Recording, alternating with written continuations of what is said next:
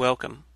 I'm Sebastian Mahfood, and you're listening to WCAT Radio, the on-air wing of En Route Books and Media, bringing you the dulcet sounds of Catholic wisdom.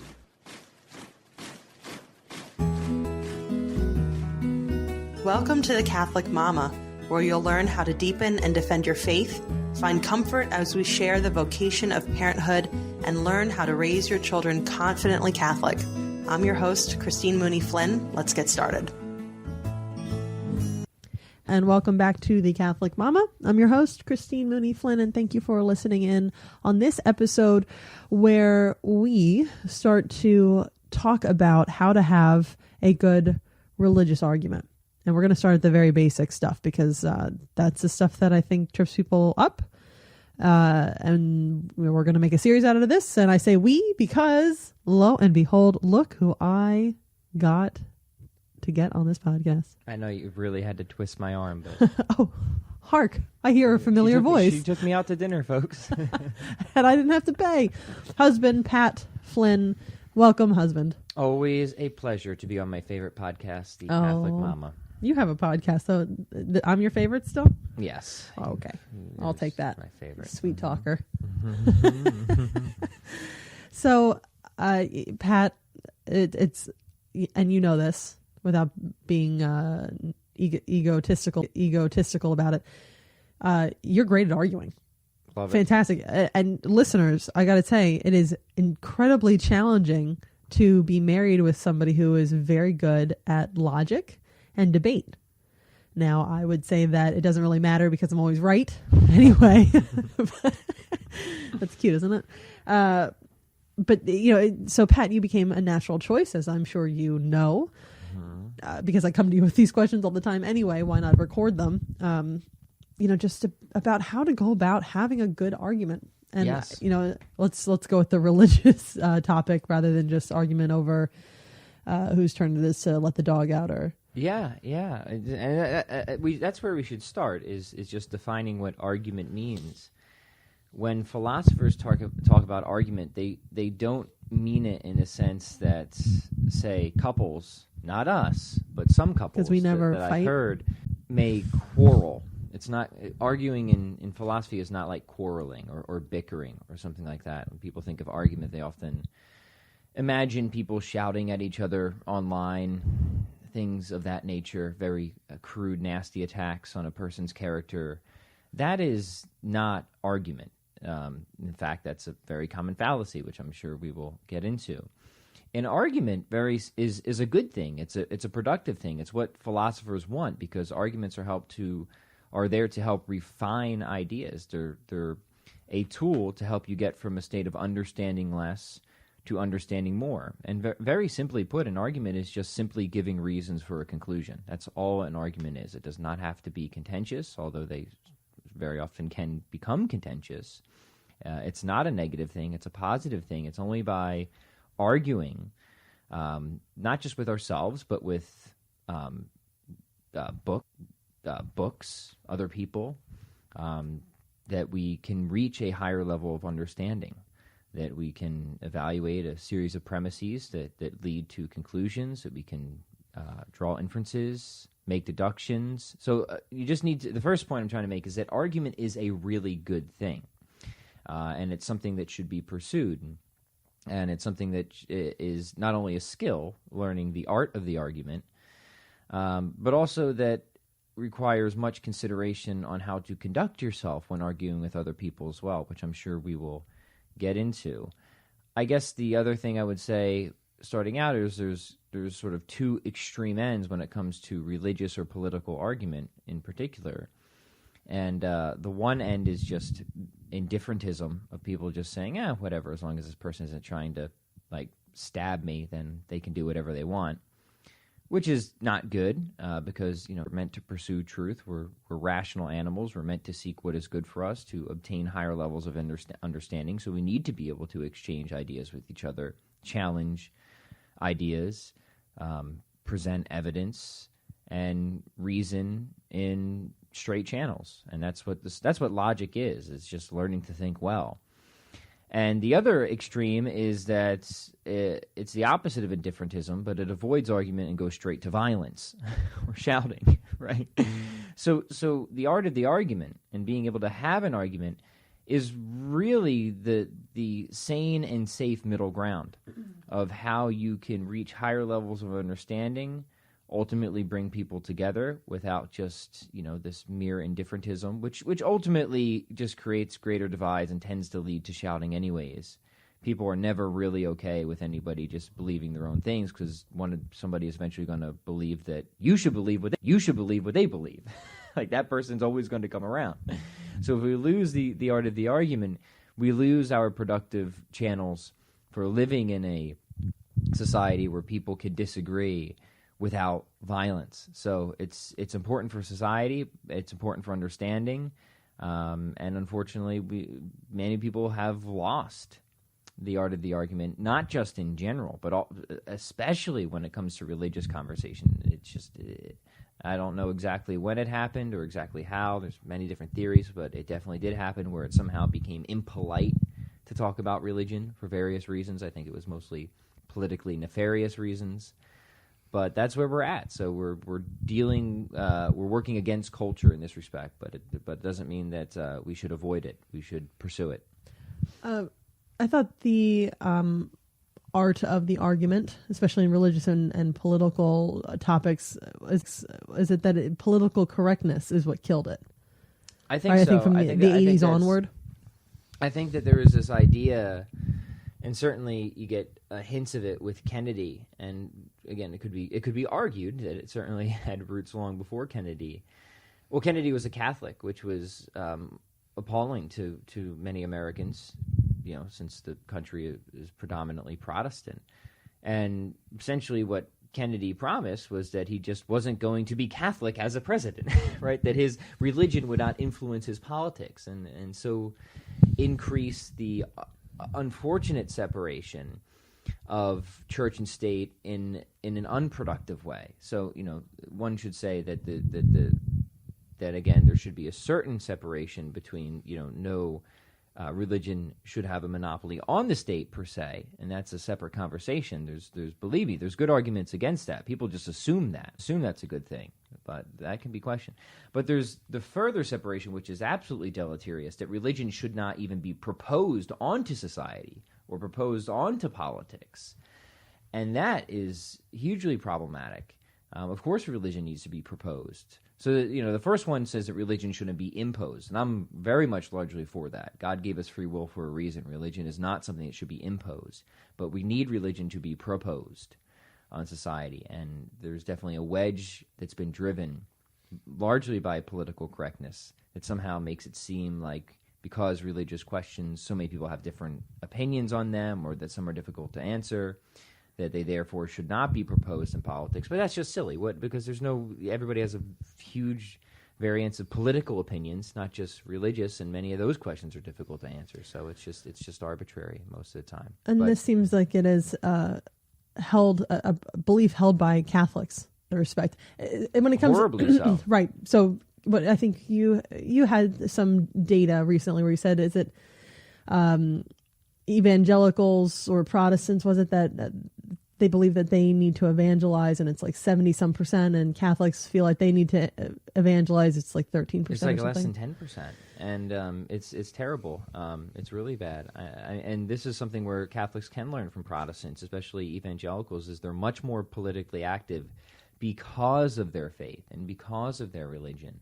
And now look, if you're Catholic and you believe that Catholicism is true, you have a moral obligation to vote in line with what the church teaches.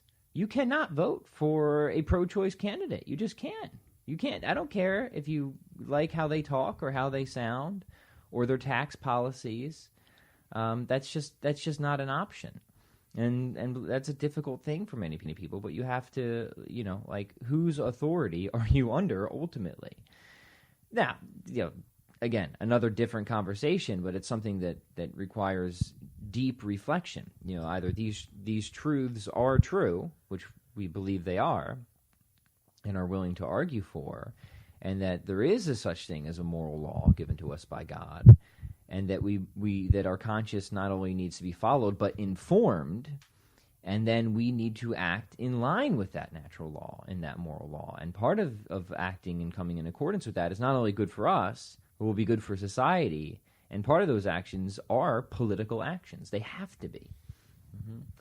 Okay, so it's gone out of vogue to have any kind of political or religious discourse, aka argument, over the past however many decades.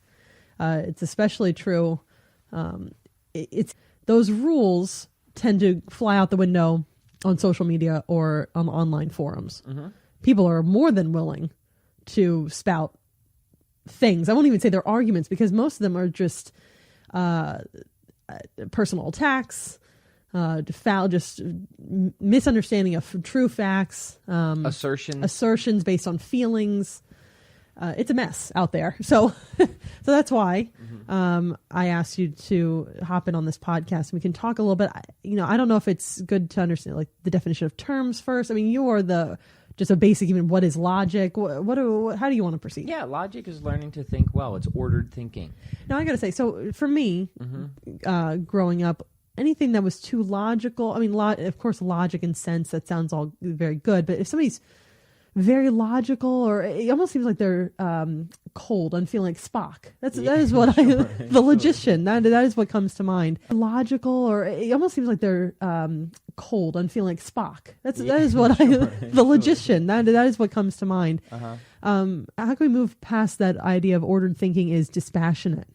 Well, I mean, so one objection that's often raised against being illogical is that people always have what you're talking about. The people are still always emotional. They have a psychological bias, we could say, and that's certainly true in many respects. But just because somebody has a psychological bias does not mean that they have a rationality bias. And what logic does is it helps us to become rationally objective, even if we have emotional biases in one point or another. So it actually helps us to fight against our biases. That's why, and Aquinas was great on this. He says you need to use your intellect to guide your will, to guide your emotions. That needs to be the order. So we do need to be logical, but it's not that we can or shouldn't be emotional, but we can still be passionate and wanting to promote and defend them and understand them, and that's all fine. So logic helps us to be rationally objective by understanding the rules of reasoning. Simple, laws of logic like non-contradiction, things like that. We can go into some of these terms, and then logical operations. And you get very technical with it, but most people, logic, it's important for people to understand, is something that we all do intuitively. It's something that and some people do it better or worse than other people. But what the study of logic does is it really just helps to make a lot of the rules explicit, so you can study them in a formal way. But most people are working off of these intuitions. All people are working off these intuitions automatically. I mean, you see our kids do it. Mira, the other day, who's 3 years old, formed a simple syllogism at her birthday party. She said, I asked her if her friend was here. Stone. And she said, if Stone's mom is here, then Stone is here. Oh, Stone's mom is here, therefore Stone is here. That's a perfectly great Did she logical... say therefore? Well, she didn't say therefore, No, but but literally she just left out the word therefore. And it goes to show how basic and intuitive, we are as creatures. Logic, and that was perfect argument. She had premises, right? The premise, like, if Stone's mom is here, then Stone is here. Right, and then the second one, Stone's mom is here, therefore Stone must be here. And that's a logically valid, sound argument supported by evidence at the party. A little philosopher in the making there. So most people maybe they don't know all the technical terms or inference rules or fallacies. Modus, like the rules like modus ponens or modus tollens for how to reach deduction. And those are worth studying, at least on a basic level, and we can go through some of those to get people started. But logic is a very intuitive, natural thing for us, but it's something that needs to be refined if you want to be good at it. It needs to be practiced if you want to be good at it. But most people aren't completely illogical, even though we accuse them of it. Most people still are more logical than not. They could just be better better trained at it. Yeah. So how do you want to like kind of come up with a little imaginary case study based on some argument that we've seen on social media about religion? Do you just want to go through terms? We don't need to make it imaginary. I you know. know me, I'm in them all the time. Well, yes, I was. You are in them all the time. How do you think is the best way to explain this kind of basic understanding of argument, religious argument, in the short time that we have? Well, let's just go through a basic form of a logical argument, like Mira gave. Argument in the short time that we have. Well, let's just go through a basic form of a logical argument, like Mira gave. And, for an argument to be successful, to have a good argument, you really only need to kind of remember three things, right? You need true premises. You need clear terms, so you need to make sure you're talking about the same things. Premises are just a step in an argument. For example, the premise, if Stone's mom is here, then Stone is here. That would be a premise in the argument. And that's just one. That's just that one whole step thing is one. That if argument. then is one. Yeah. Okay. Yeah. If this then that would be a premise in the argument. And then another premise in our daughter's beautiful little argument was that Stone's mom is here, and then it just follows the rules of logic deductively. Therefore, Stone is here. So you need clear terms. What you're talking about, you want to make sure that you're using terms in the same way. That you're not using a term like good in different contexts, right?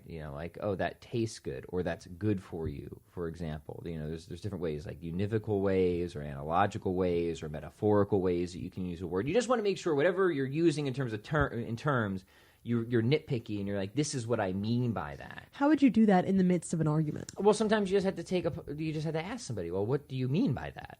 and that's where you start. Like, for example, what do you mean by God? Because if you think that God is just some person in the sky with a beard, then you're right. I don't believe in that God either, right? So sometimes the best way to start an argument is just to start by asking questions and get clear on terms and where people are actually coming from, and let them give their definitions, and then you can give yours. And you might be able to you need to have true premises, or at least premises that are more plausibly true than not, if we want to be technical about it, because it's often difficult to prove something with absolute certainty. So for a successful argument, I would say premises that are just more plausibly true than not. Clear terms, and valid logic. And those are the three things, meaning it just follows the rules of logic. You're not committing any formal or informal fallacies, and we can go through some of those as well. So premises that are more plausibly true than not, valid logic, and clear terms. That is how you form a good argument, like our daughter Mira did. So we could take a simple one for the existence of God or something like that. Sure, just a simple syllogism. Yeah. And that's how we present.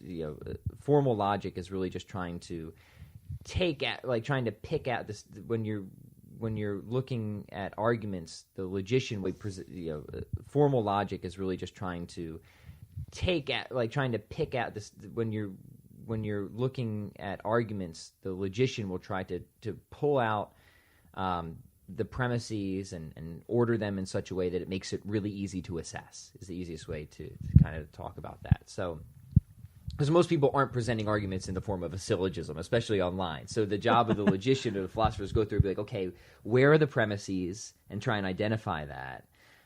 What does he mean by these terms? And try and order it in a syllogism so it becomes easy to assess logically. That's the job of the philosopher, and that's not always easy to do, but it's a worthy exercise. So if we take a simple argument, let's use the Kalam argument, because that's a very basic one, might be also useful for the listeners. Everything that begins to exist has a cause. That's the first step or premise in the argument, and then we would say that and then it follows just deductively from there. And when we say that something follows, like if a deductive argument is valid, what that means is that if the premises are true, and let me know if I'm not being clear enough, it is late, I'm a little tired, but if the premises are true in an argument, then the conclusion follows inescapably, whether you like it or not. So, for example, in this argument, if you believe that everything that begins to exist has a cause, and you also believe that that's true, and you believe that the universe began to exist, then it follows inescapably that the universe has a cause. And most people intuit that. They see that automatically, but that's a logically valid argument.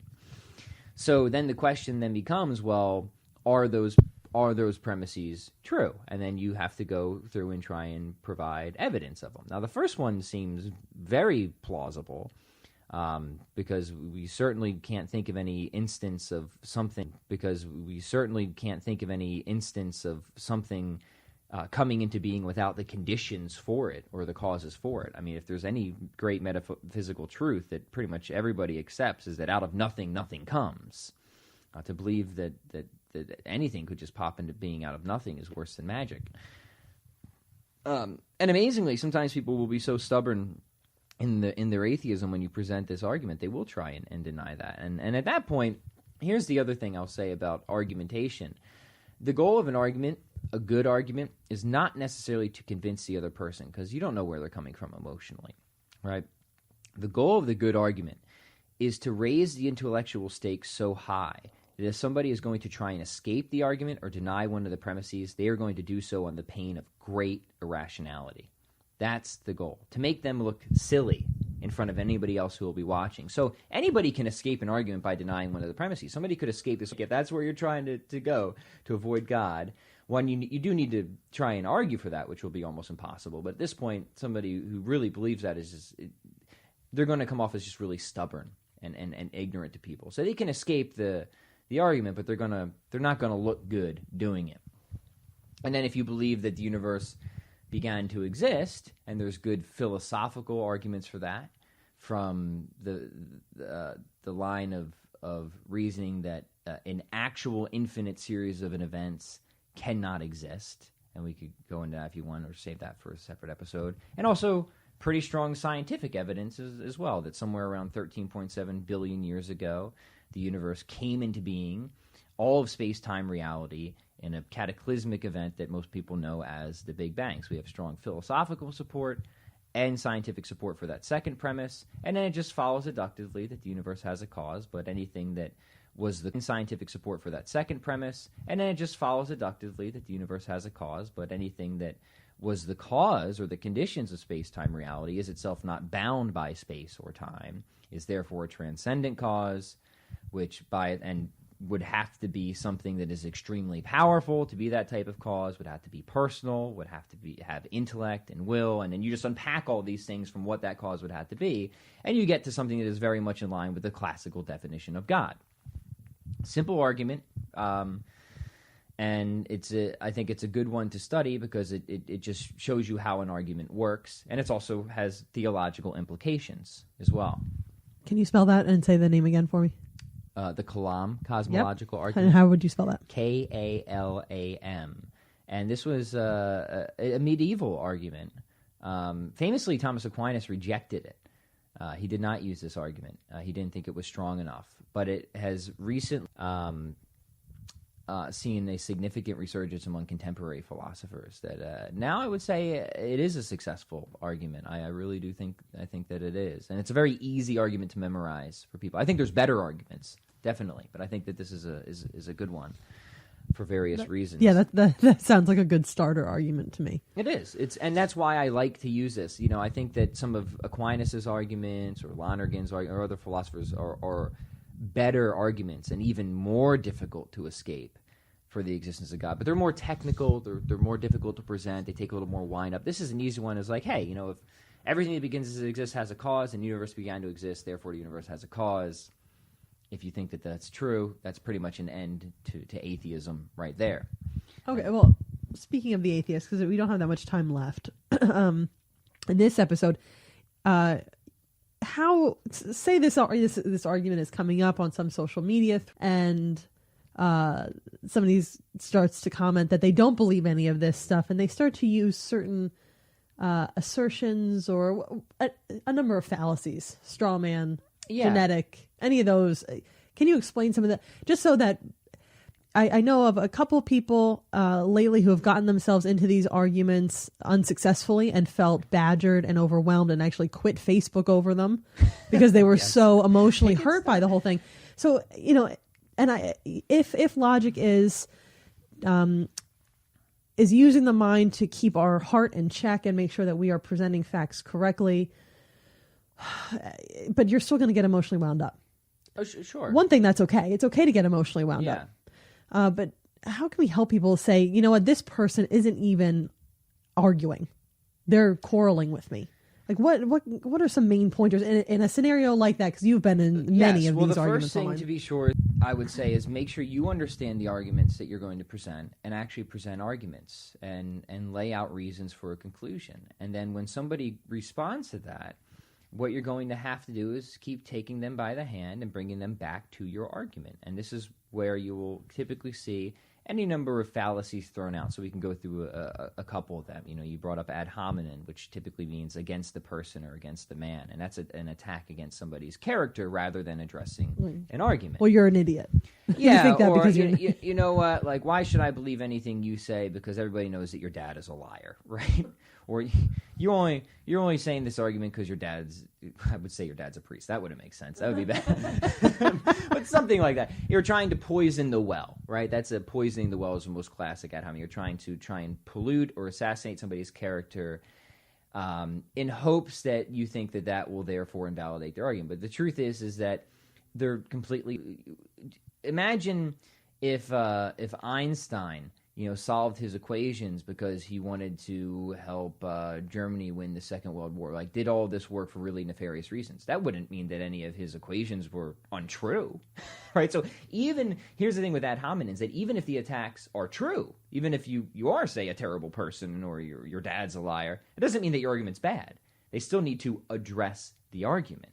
So the problem and the reason ad hominem attacks usually work is because when somebody insults your character, you get so emotionally defensive, you want to immediately defend your character and then insult theirs. But what you have to do is flag it, say, look, like whatever you think about me or whoever you're insulting, that's entirely irrelevant to the argument.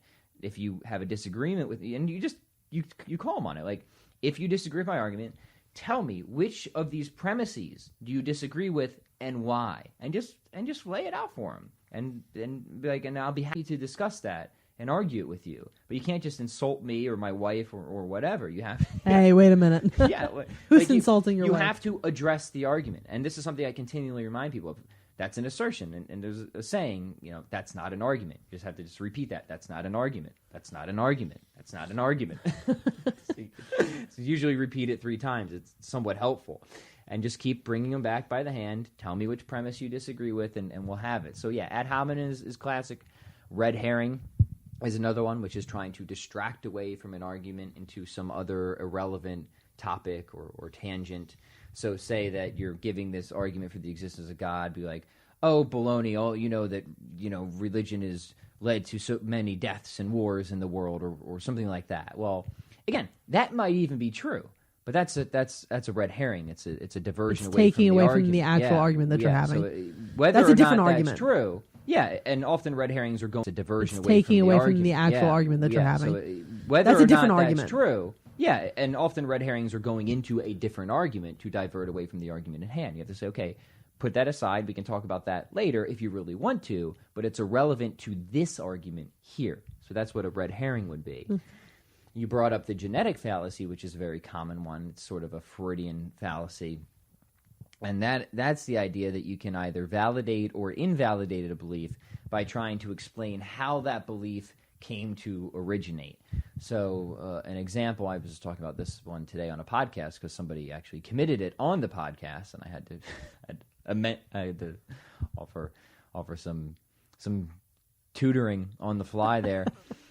You know what, Christine, you only think that 2 + 2 = 4 because your dad taught you that, and your dad's an idiot. So it's kind of a mix of an ad hominem and a genetic fallacy. It has nothing to do with whether or not that belief is actually true. You only believe in God because you grew up in the Bible Belt. Well, exactly. Right? That's the form you'll typically hear. So I like to start with more basic examples so people can see why this is a really bad fallacy. And then you can see why it also is a fallacy with You respect to only grew religion. your hair out because you like 80s hair bands. Maybe. And like, look, the psychological reasons may be true. That's the thing. Like, you may only think that 2 + 2 = 4 because your dad taught you it, but that doesn't mean that 2 + 2 doesn't equal 4. So whether or not it's true is independent of the truth or falsity of the belief itself. That's why it's a fallacy. You have to assess it independently. So yeah, you might think that democracy is a superior form of government only because you grew up in America. But that doesn't say one way or another of whether democracy actually is a superior form of government. It needs to be assessed. Typically, somebody will say that about religion. Well, look, you're only Catholic or whatever because you grew up in a Catholic superior form of government. It needs to be assessed. Typically, somebody will say that about religion. Well, look, you're only Catholic or whatever because you grew up in a Catholic household. Which, by the way, is also empirically not the case of how many people convert or deconvert to different religions. People tend not to actually stay, especially these days. But even if that were true, it's still a fallacy. It has nothing to do with the truth of Catholicism or anything else. And the thing with the genetic fallacy or any type of Freudian fallacy is anybody can play the would-be psychoanalyzer, right? Another classic example is, you only believe in God because you think that's comforting or that's nice, right? Again, even if that was true, it says nothing about God's existence one way or another.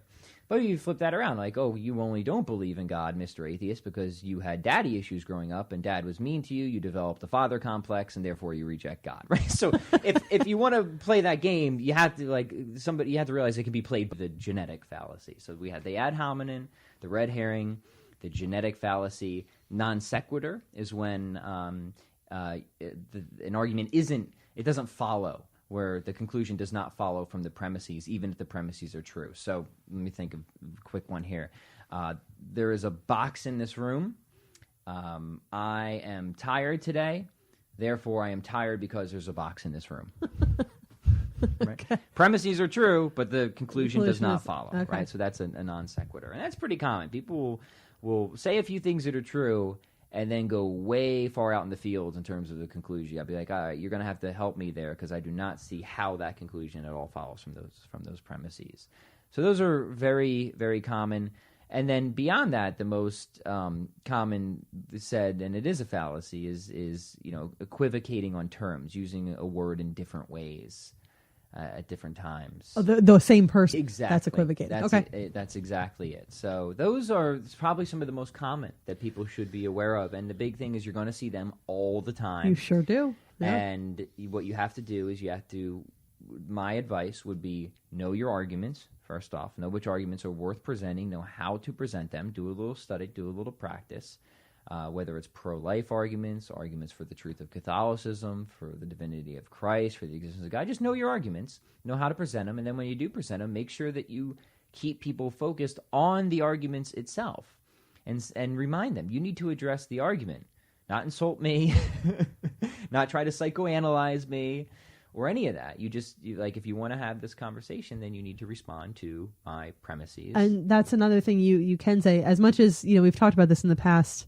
If you are out evangelizing or answering questions from well-meaning folks or whatever, and you don't know the answer right away, you can say, let me get back to you. Out evangelizing or answering questions from well-meaning folks or whatever, and you don't know the answer right away, you can say, let me get back to you on that. If you're having an argument and somebody is committing all of these fallacies, you can say, when you're ready to talk to me about this, then you can come back. You don't have to engage or continue to engage with people who clearly just have it out for God and for you. Yeah, and there's always going to be people who have made up their mind far in advance, and there's nothing. And they just want to argue. They just want to fight. Not even argue. They just want to fight. And that's often the types of engagements that I find myself in, as you've witnessed. But then I will get a huge amount of response or messages from everybody else who is watching in and saying, thank you. That was incredibly helpful. You really clarified a number of points for me, or you made me think more about things. Yes, and that we've talked about this, Pat, and I think this is a great segue as we wrap this episode up, is you might not change that person who is the most violent elsewhere, but you never know who's watching. Yes, and that's why it's worth engaging in these arguments. And look, people don't like bullies. So when they see somebody else being belligerent, name calling, clearly just acting overly emotional, irrational, and then somebody gets in there and they're clear, they're calm, they're level-headed, and they're kind. You want to be kind. You want to stand up. You want to be firm and direct also. And sometimes I do throw a jab in here or there. Well, but I call myself when I do it. I say this is an ad hominem, but that's okay because it's funny. But now here's the rest of my argument. And I'm trying to get better at that. Well, yeah. So, and also don't be afraid to call out somebody's BS on any of these, because it is an act of divine mercy to give a good old chastisement. It is. No, it's okay to do it. But know the arguments. Don't be mean-spirited as you're doing it. You're really in the spirited as you're doing it. You're really in the pursuit of truth and to bring others to that truth. And then just from a practical standpoint too, is sometimes I will engage in a lot of arguments because it's an important conversation. There's a lot of eyeballs on it. I feel like I can contribute something significant that will help people who are open-minded, people of goodwill, who might be on the fence, who might be leaning one way or another. Whether or not the person I'm directly engaging with will have their mind changed is irrelevant. But I feel that, no, I need to go in there and state the case, especially if it's of some religious, theological, spiritual significance. Of course I need to do that. And that's worth doing for me. But also, doing the best you can to start the dialogue off amicably, kindly, calmly, charitably, not going in. You always be mindful of your tone. That's very important. Which is hard to get in writing online. Hard to get right. Be mindful, patient, ask questions. Take deep breaths. Don't answer. Yeah. Don't be too quick to respond. Yeah, and I get it. People get flustered because they don't, like when you're doing philosophy, like the goal of the philosopher is to just argue with people constantly. So I'm used to it. Well, you're good at it, too. I'm used to it, and I'm used to doing it in a serious way with serious people who are posing serious objections in a non-emotional way, but really thinking through, analyzing the premises of my arguments. I'm trying to analyze premises there, and just trying to pick them apart in a hopefully very effective, productive way. That's challenging. That's good. That's sick. Then you get online, then you get the popular media, and it's just a totally different. It's just emotion and fallacy upon fallacy, and it's difficult. It's difficult in a different way because you want to have an argument, you want to have a productive conversation, and it's just trying to get that started is so darn difficult. So in the kind of in the world of philosophy, among other philosophers, it's difficult because you're just up against other rigorous intellectuals who will argue well, and that's challenging, and that's good. That's what sharpens you. But in the world of popular culture, it's challenging because it's the complete opposite of that, and it's trying to take people out of this often reactionary, highly emotional state and trying to say, okay, let us reason through this and see if we can come to a sound conclusion. And that is a difficult project, but if you keep a level head, if you remember what the point of an argument is, if you're mindful of your tone, you try to engage charitably, and you keep bringing people back to the argument, not letting them distract away or divert, then you'll be surprised at how many people will be hitting you up in the inbox, thanking you for your contributions. It really does happen. Awesome. So you mentioned that if a person is going to go out and have these arguments, whether in person or online, they should study the particular topics that they're interested in engaging in. Whether that's you have to. Right, pro-choice or the existence of God, Christianity.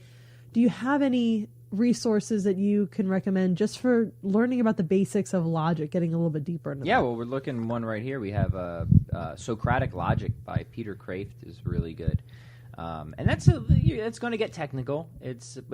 I would say it's a good, accessible beginner's guide, but it will take you deep as well. So I would go through that, and he's got a wonderful section just on fallacies too that you could study that on its own. But you'll get a solid command if you spend time with that of propositional logic, Aristotelian logic, which is pretty much all of what we're talking about here. It's not symbolic logic necessarily, but it's a very important and foundational form of logic. The other book I would recommend is Come Let Us Reason by Norman Geisler. That's a really good one. That's also around here somewhere. I'm not sure where it is currently. I keep losing books, as you know. So that will give you those would be two good logic books, so you understand the art of the argument, what makes for a good argument, and then you just need to go and study the specific subjects, right? And the evidence and the arguments and the reason for each of those. Right, so. Learn how to argue logically, the actual arguing. Yep. And then learn the matter that you're arguing. Yeah, and then go specific. So get the general knowledge of logic under your belt and arguments. And again, a little goes a long way in today's society. Believe me, a little. You do not have to get a master's degree in this stuff to be able to present arguments well and make your case. A little goes a long way. And then figure, okay, well, what is the cause? Then let's go and see and read and study the people who are making the best arguments for it and bone up there, and then go forth and practice. That's what arguing is. It's practice. You need to go out. If you want to get better at arguing, you do need to argue. So you need to go out. You need to prepare, like any good person getting ready for an engagement prepares ahead of time by studying, but then you refine your skill by actually going out and engaging, by getting in arguments, and hopefully productive arguments that will challenge you. You don't get better at arguing by winning arguments with nitwits online all the time. That's sometimes fun and sometimes is important. But I haven't become a good debater from any of my conversations on Facebook. I'll tell you that. What? No. It's by engaging with people who are very rigorous. So you got to practice. Argue with people who know what they're talking about. Don't just go for low hanging fruit, but also get out there and contribute where you can. Awesome. Well, thank you very much, Pat, for joining us. Us, it's the royal us, I suppose. Joining us together on the Catholic Mose. Joining us together on the Catholic Mama today. For anyone listening, if you haven't done so already, make sure that you subscribe so you don't miss episodes. Full-length episodes come out every Tuesday. Catechism Friday episodes, which are less than 10 minutes, and then we dive deep into the Catholic Catechism, that wonderful handbook on how to live your life faithfully and truly. We do that on Fridays, Catechism Fridays. This comes out on Fridays. And also bonus episodes come out here and there. So subscribe, and then once you do, please leave a nice review. It helps boost the search, the podcast and the search results. I can't even talk now. It's getting late. I'm tired too. We had a big dinner. We had a. Don't forget to head over to thecatholicmama.com to get your free copy of How to Talk to Your Kids About God. This handy little ebook will teach you how to broach the topic of God with your children, or how to respond to your kids when they want to talk about God, as well as give you answers to 7 of the trickiest questions about the faith that Christian parents face. You'll love the easy to understand grown-up answers, the pared down but not talked down answers you can share with your kids, plus recommended resources if you'd like to deepen your understanding of the topic. Get yours free at thecatholicmama.com.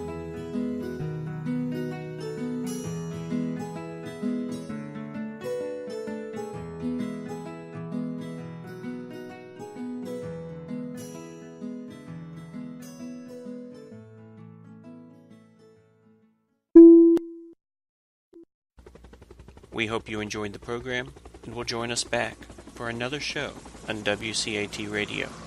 This is Sebastian Mahfood. Good day.